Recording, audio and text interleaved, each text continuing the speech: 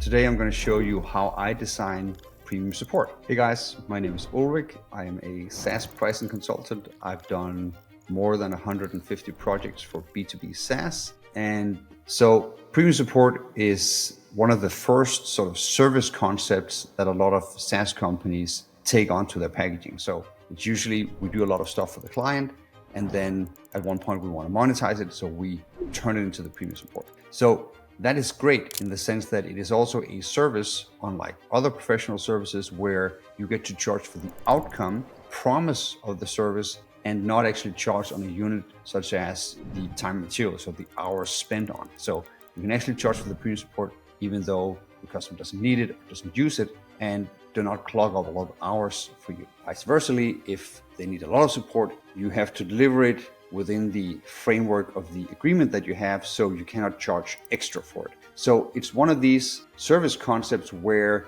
you have to know what you're doing and be able to scope the service in a good way. On one hand, so that the client gets a lot of value out of it, and on the other hand, so that your organization doesn't have to deliver at too high a cost in order to create that outcome for the customer. So I see that premium support is often one of these things inside a SaaS company that, a lot of people have a lot of opinion on, right? So you'll have the head of customer success having an opinion, you'll have the head of sales having an opinion. He or she wants to have an upsell, the customer success doesn't want to have, too many promises made on their behalf. Maybe you have, some sort of operational division that needs to contribute as well. Maybe you even have a head of professional services that needs to deliver it. And there might be, onboarding or technical teams that need to contribute as well. So it's one of these things where a lot of people need to participate in order to create the outcome. And there can be this tendency, in my opinion, that the different stakeholders are solving for, not ending up in a bad situation, right? So we're solving for not over-promising something. So we're saying, let's rather not do that. Let's, this is going to cost too much, et cetera, et cetera. So usually we end up with premium supports that are a little bit underwhelming in terms of the value that they deliver. And actually they don't sell that well, which then, the head of sales will try to solve the problem along the way, but there is an opportunity missed here. So I want to show you some concepts around how I think about premium support,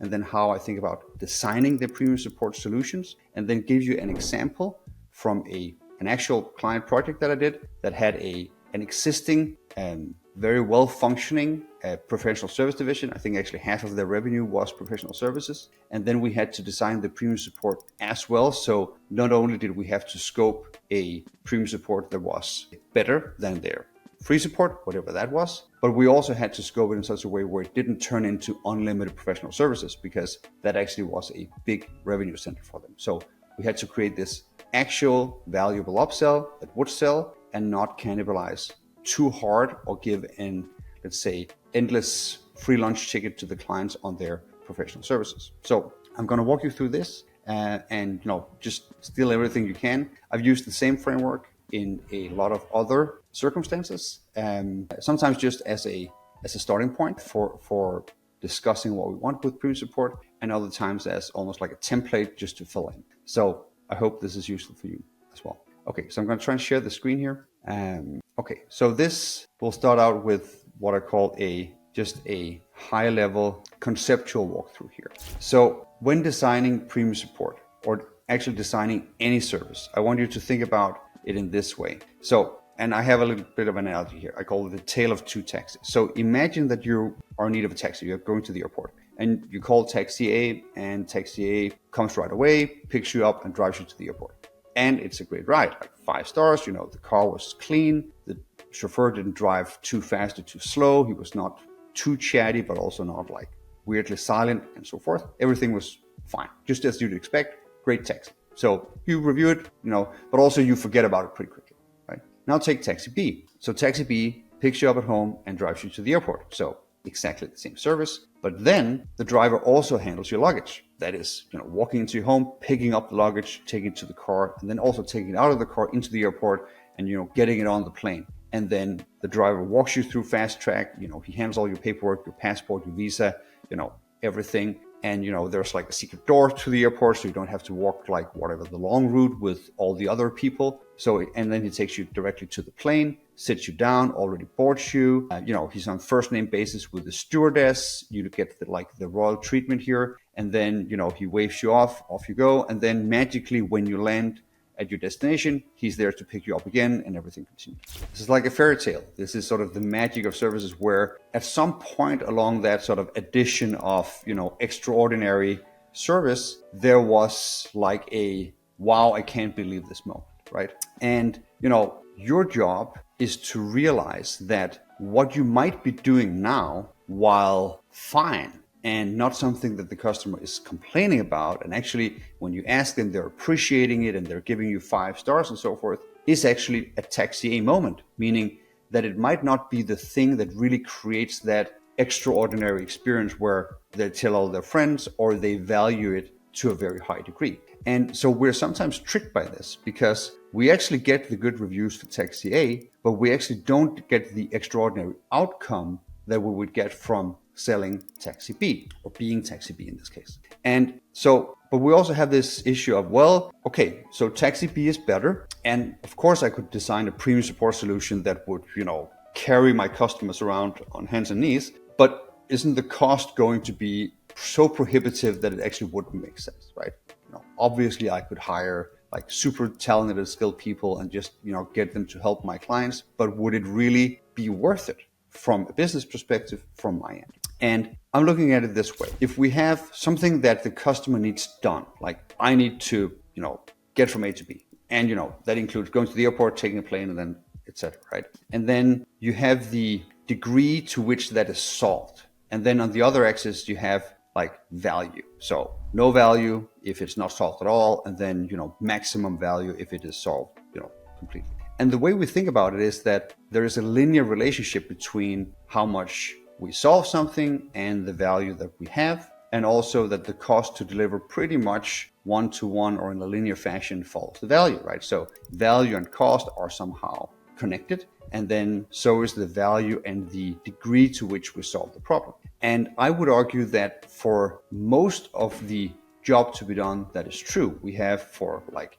a job relatively well done versus a job like quite well done seems pretty linear. But as we get to the, the later percentages where a job gets completely done for people, it gets like 100% done, then suddenly the value perception shifts and we have something like this. So I call this a non-linear relationship between the job delivery and the value of it. So, and this is actually what you see in the tale of the 2 taxis, is that, the first taxi gets you to the airport, which is like an 80-90% job done, right? Like, I was home, now I'm at the airport, now I just need to walk like the last, whatever, half a mile through the terminal and, have the onboarding experience, etc. That's fine, I can do that.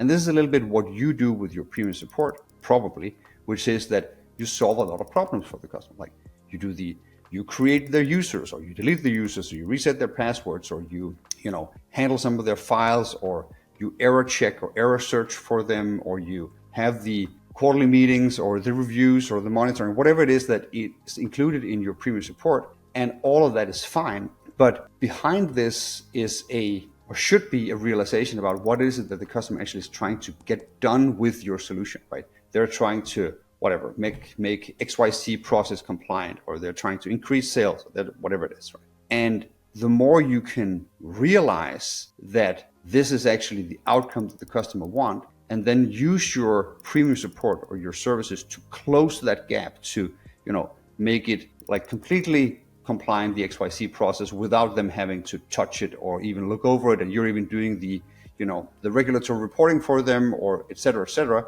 whatever it means. Or with the sales, you're actually getting it not just to the organization, but even through the levels of management all the way out to their frontline salespeople, so that the whole organization doesn't really have to worry about the training and the setup and the configuration and the integration with the other systems and tools that they have, or whatever it is, right? And as you approach this sort of 100% mark, where like, we bought the solution and the software worked great, and then their service organization just went in and made it work. Like, that's really what I want.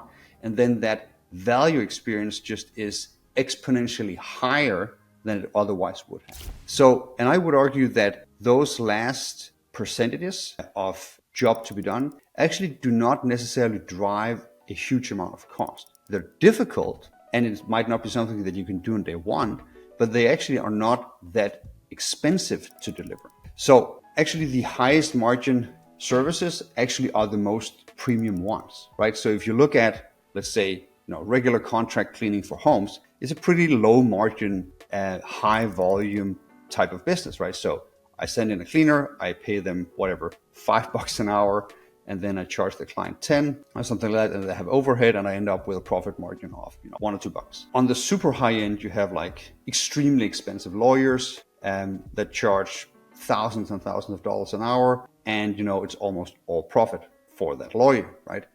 So there tends to be this disconnect where the premium services actually have the best unit economics, and we want to mimic that if we can. And I think the reason why that is in this non-linear relationship between job completeness and the value of the service you deliver. Okay, so I know this has been a little bit conceptual so far, and you want to get sort of into the meat of it. So I just want to show you a few things about how I then actually go and design these premium support packages here. So the first thing is that you need to define this desirable outcome, right? So you need to sort of figure out, okay, so what is it that my customer actually is trying to get done? So you contemplate that and consider it, and stress test it, and ask people in the organization until you have like a really crisp idea, and then you figure out what you can do to solve that 100%, right? You just like over-index on over-solve the problem. And I actually mean over-solving it. Like if you have like, oh, this might work, like just throw it in there. Promise that you will do this as well. So for all the deliveries or things that you have, just include it here. Then you take it to market and you try to sell it to the customer. Say, hey, we will do A, B, C, D, E, F, and just go through it all for the purpose of solving your job. And then you charge for the value. The rule of thumb is that premium support usually is something like 10 to 20% of the core solution, right? So if you charge, let's say, $20K a year for the SaaS, then the premium support usually adds $2 to $4K on top of that, right? If you charge $100K for the SaaS, for the software solution, then the premium support tends to be 10 to $20K on top of that. Have I seen higher and lower? Yes, I've seen way above actually 25%, but 25% happens as well. But there tends to be this almost like habit in procurement communities and so forth that premium support, that's sort of where it should be, like between 10 to 20%, and they want to check that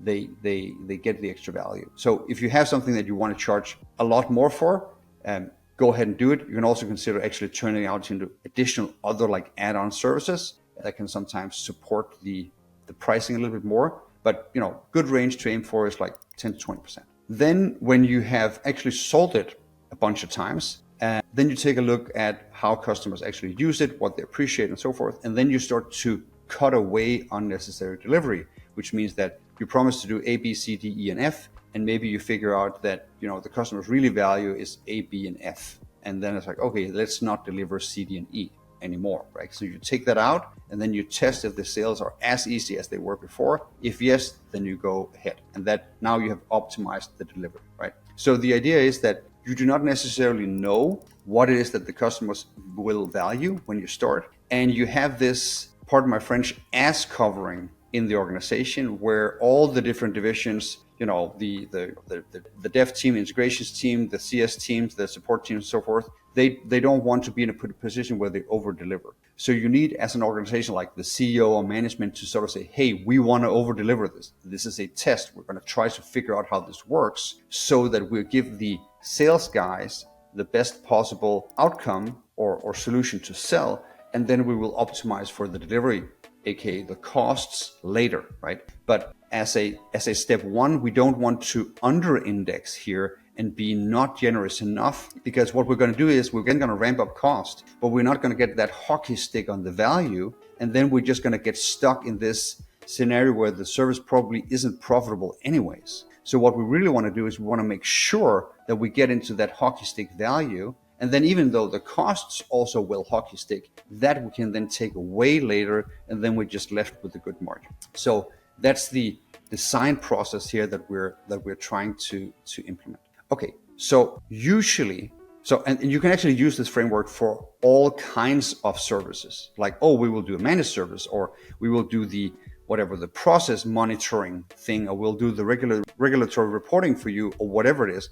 All of these things can be thought of in the same manner in order for you to design them. But for premium support particularly, it usually comes down to two key aspects that you need to consider when defining the desirable outcome. And I call them access and scope, right? So access is how you do something. So how fast is it getting done? Who's doing it for me? What's the priority? Can I call 24 hours a day? Can I call, or is it just an email? And can I call just a main number, or do I have like the direct phone number to the CEO or to my account person, and so forth. So that all has to do with access. And then scope is what then happens once I'm through, right? So what kind of services or actions are included in what I buy?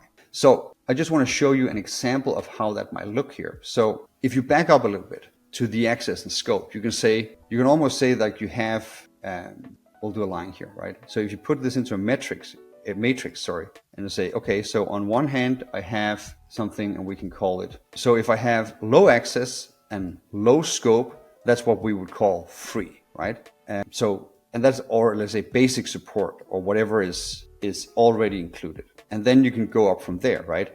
And then essentially high access, we can call it fast. High scope, we can call it good. And then high access, high scope is fast and good. So fast might be whatever metric you want to measure access on. So we'll just do this here because fast and good, that might be easy to remember, and then call it fast and good. Okay, I hope that makes sense. Let me show you an example of this. So, and this is actually what I call a support matrix, in that what we have here. So this is actually I've anonymized it a little bit, but apart from that, it is sort of one-to-one, an actual support program that is living and being sold to hundreds of customers, and has been with a very good result for my client. And we had this idea that, okay, we have the included support. I'll walk you through it in a second. And then we want the good one, right? So we want, scope of service. We want to do a lot of stuff for the clients. And they have these guys, and the reason we have 4 here is that they say, well, for some of the smaller clients, they actually want to have their handheld. Like they can't actually do all the stuff in the platform of the solution that we deliver, because this was a relatively complex technical setup. So some of the smaller ones, they actually need us to do the work. But the larger ones actually don't. Like they have their own internal tech teams with, and this has a high priority, so they're going to learn how to operate the system. So they actually don't need the premium support, but they need the priority. They need the fast. They need the access. They need to be able to call straight to a technical support person. They need 24 hours a day, because we're actually running a bit of pretty critical infrastructure here for a lot of these clients. So they need what we call priority. And then, of course, a few clients might actually want what we call premium priority, like fast and good, right? Where we have both of these things. And so these guys had a relatively large professional support division as well. So we were spending a lot of time discussing, exactly what is within, good, like the premium support, and what is not, and what should we still keep charging for, and so forth. So I'm just going to walk you through how we solved in this particular case. And then hopefully you can lift out the higher level concepts and then apply them to your case, right? So the first thing we did was we said, well, whenever there is application support, meaning that our application, the customer wants to use it and they don't know how to do it, right? They're like, how do I, create another dashboard, whatever it is. We actually wanted to help them. So we said, okay, so yes, we could potentially charge for this, but we don't want to do it because the adoption is just going to take a massive hit and churn is going to increase and they're not going to like us. So we actually just want to say any kind of application support, we are going to do it for them, also in the free plan, in the included plan, as long as it's like a how-to. Then if the customer reports some sort of a ticket and say, process, F20 isn't running as it's supposed to, we want to get going on the assumption that something is wrong and we're not going to charge for it. But then the ticket gets processed and then we figure out, is it a service error? Meaning that, is it our fault? Then it's free of charge. It's included in everything. So, if we did something and this, solution isn't working, it's on us. We don't have to pay. But if it's a customer error, like, they deleted the dashboard, whatever, then it's not included. Then it's on a time and material basis to set it up. It's like, you broke the solution, we'll fix it for you, but we'll charge you, right? And then we have, actually, I think they had some caveats and some contractual terms that got started here. I think I deleted those, to be honest. So none of these here. So it's just yes. Proof that it's actual client work. Okay, so the next thing was if there is an error, but it isn't something that the customer is reporting. So it's just something like, we are, something is broken. We're usually tracking our solution quite a bit, and something starts working. Okay, now we have this situation where we say, well, we want to assume this is more sort of like an operational setup. We actually, in the free plan, we assume here that we're gonna charge you because our system usually does not break down. Probably you, right? So we will start to investigate from that basis. Unless you're on premium priority or premium priority, then we just get going without actually setting up a T&M ticket. If we then find out that it's a vendor service error, there's a reason for this, but we actually go back and then say, okay, so our fault, we're not going to charge you. But if it is a customer service error, then we have to charge you. Again, if you have premium support or the premium priority, we're not going to charge you. That's included. Like, you can make errors and we will fix them for free. That's part of what you're buying, right? So if it's customer reported tickets, system detected tickets, if it's on you, customer error, we fix it free of charge. That's the premium part. Then we have a few automated ongoing services. So these are things that we are actively doing on your behalf in the system on a recurring basis, and where we need to figure this out. So that could be monitoring and alerts. It could be ongoing optimization work. It could be some form of a release note whenever we do updates to the system. How are they set up? And we just want to say, well, for the free version, none of these are included. Release notes are standard, but for premium, they are included, and we have account-specific release notes, and the same thing for priority and so forth, right? So it's just a way to say this is a scope issue, right? So this is not something of how we're doing it's not more access and so forth. It's just like we do these things as well as part of the delivery. And then we have service requests. So think of these as types of tickets that come into the system. So it might be like, we want to create a user, or we want to check the status on something, or perform a task in the system, etc. And these are, deliberately quite vague. So what I suggest you do is that you take your historical set of tickets, you take whatever, 1,000 tickets or 10,000 tickets, whatever you have, and then you start to group them into, okay, so what is like the FAQ type usual ticket gonna do? And then you'll figure out which ones should be for free in a premium support. And usually you want to carry around 80-90% of this, right? So you say, hey, because it's usually something like there's going to be an 80-20 principle where 80% of the tickets are a very few questions that get repeated over and over again, and you just want to say, okay, we'll just handle that as part of the premium. So, but what I do suggest is that creates what I call a whitelist. So a positive list of very identified services where if it's one of these tickets, we will do it for you in the premium support. And then you say non-whitelisted service requests, meaning that if your thing is not on the list, it's not included, right? So that's the setup. And this is also partly how you guard the solution from, running out of control and then eating your entire professional services department. If you don't have a large professional services department, you can be a little bit more lax with the whitelist. But if you do have a professional services department, you actually want to be quite strict, and you want to do the work where you inventory all your existing tickets, break them down, figure out what the 80-20 principle is, and then solve at least 80% within your premium support, but from a whitelist base. Then we have a few access things. So dedicated business account manager, dedicated technical account manager. So this can be like, who can I call? And do I know the name of the person? Do I have a technical person, or just like account relations or business type person? Will they do specific actions with me, such as a quarterly review, account specific release notes, or whatever it is, right? So the thing is but you could also do something like, do I have an account specific release session with my technical account manager? Could also be something here, right? So it's something that this is usually an ongoing thing, but something that is performed by a person, an identified person maybe, and not as an automated ongoing services, something that is just performed, let's say, anonymously or facelessly in the organization, or by it, right? Or piece of code. So then you have other access type things like response time, response priority, resolution time, and so forth. So sometimes you need to actually give a resolution time.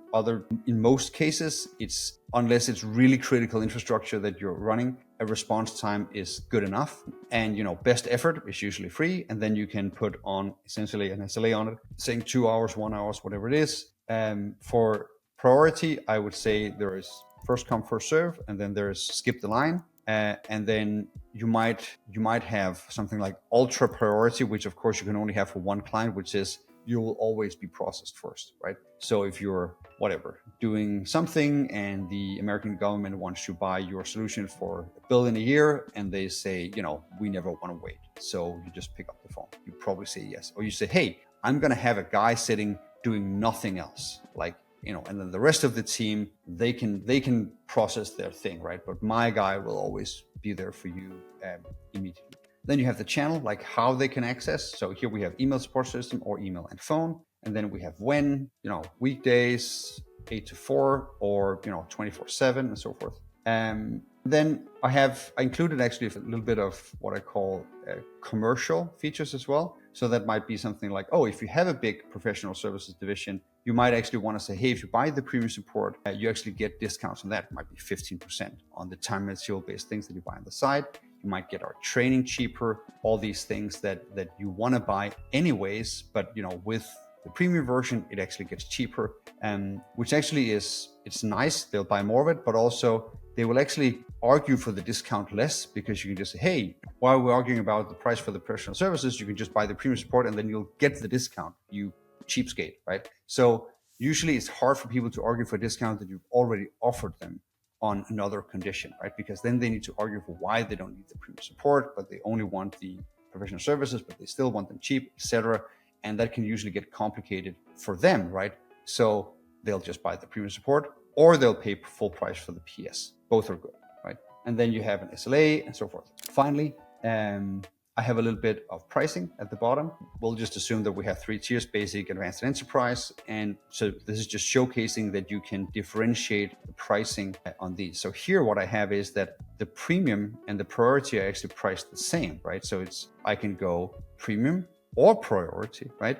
And then the premium priority is priced at not twice that, but twice that less 20%, I think. So this is just a way to say, is it fast or is it good, or is it fast and good? And I would say that, so here again, we have one where we say this one for the basic tier, they can be on a monthly plan, but the other ones, the advanced and enterprise, we are going to assume that they're paid annually upfront. And these prices, by the way, are per month. And so this would be for like the high end, almost like a 200K premium support package for a relatively, this is a high 6-figure enterprise solution usually that would run on something like this. So remember this here, the tale of the two taxis, the linear relationship between the completeness of a job that is done and the value that it outputs. Then this service concept design process where we define the outcome, we solve it 100%, charge for it, and then cut away all the fat, so that we solve for the hockey stick and the value first, ignoring the cost to deliver, and then bring those down over time. And then we can use this sort of access and scope with, I call it fast and good matrix, to actually define the services that we have. And then, this is the template. So what I'll do is I'll actually go in and make this, anyone copy this notes, have a look at it if you want, and you can just steal the template if it's useful to you. If you have any questions or comments or any of the sort, and I don't know if you're watching this on LinkedIn or if you're watching it on YouTube or wherever, just throw them in the comments or send me an email at ulrich@willingness2pay.com, and I'm probably going to be happy to help you out. So take care and do the work on this one. It actually tends to pay off big time. Maybe another video I'll talk about why I'm actually a big fan of services in SaaS, but it actually has to do with services closing this gap on the job to be done on the hockey stick for the solution, and being fast to deliver as opposed to technical roadmap. So, but premium support is a great place to start, and usually where most people start once they hit, let's say, 3 to 4, 5 million ARR is usually where people start to throw in premium support.